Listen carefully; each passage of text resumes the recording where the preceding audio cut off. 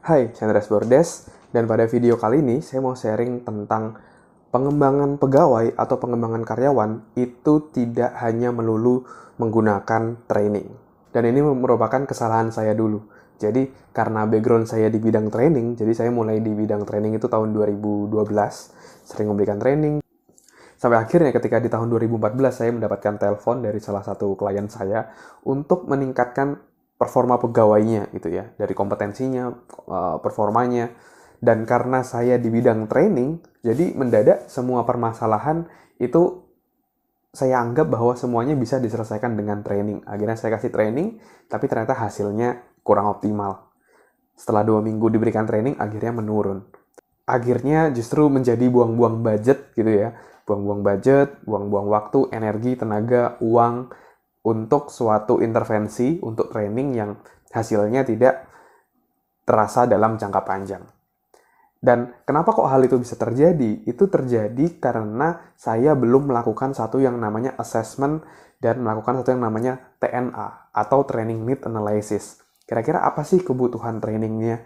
Jadi saya hanya sekedar menangkap bahwa klien saya ini ingin meningkatkan engagement-nya dan juga meningkatkan service excellence. Dan saya langsung melompat untuk ke desain trainingnya, apa yang mau saya berikan.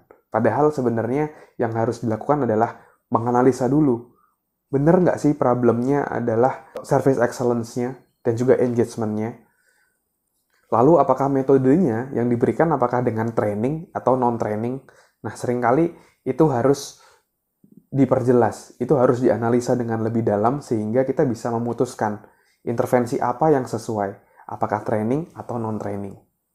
Dan ternyata ketika saya mencoba menggali lebih dalam setelah training tersebut selesai, ternyata yang dibutuhkan adalah sistem perusahaan yang jauh lebih baik.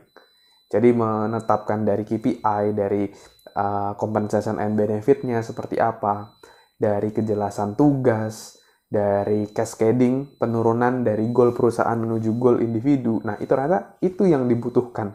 Kejelasan sistem itu yang dibutuhkan. Sehingga pegawai tadi bisa jauh lebih engage, lebih terlibat, dan juga meningkatkan service excellence-nya tadi. Dan setelah sistem tadi tepat, tentunya pasti kita harus terus mengembangkan karyawan. Dan ternyata pengembangan itu juga tidak harus selalu menggunakan training. Kadang-kadang ternyata ada tuh yang dibutuhkan itu bukan training, tapi cukup dengan counseling. Tapi cukup dengan job rotation. Tapi cukup dengan special assignment, dikasih tugas khusus. Atau job enlargement, job enrichment, dan lain-lainnya.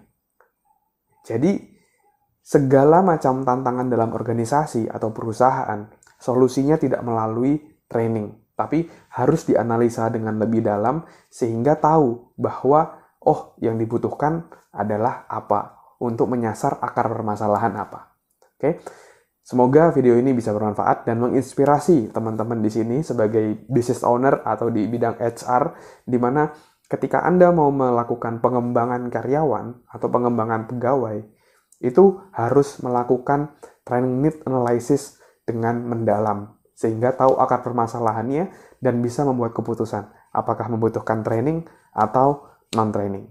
Oke, thank you teman-teman sudah mendengarkan video kali ini. Semoga bisa bermanfaat dan menginspirasi agar Anda tidak ketinggalan untuk video-video berikutnya, konten-konten berikutnya. Jangan lupa untuk subscribe channel ini. Silahkan klik subscribe dan klik like juga.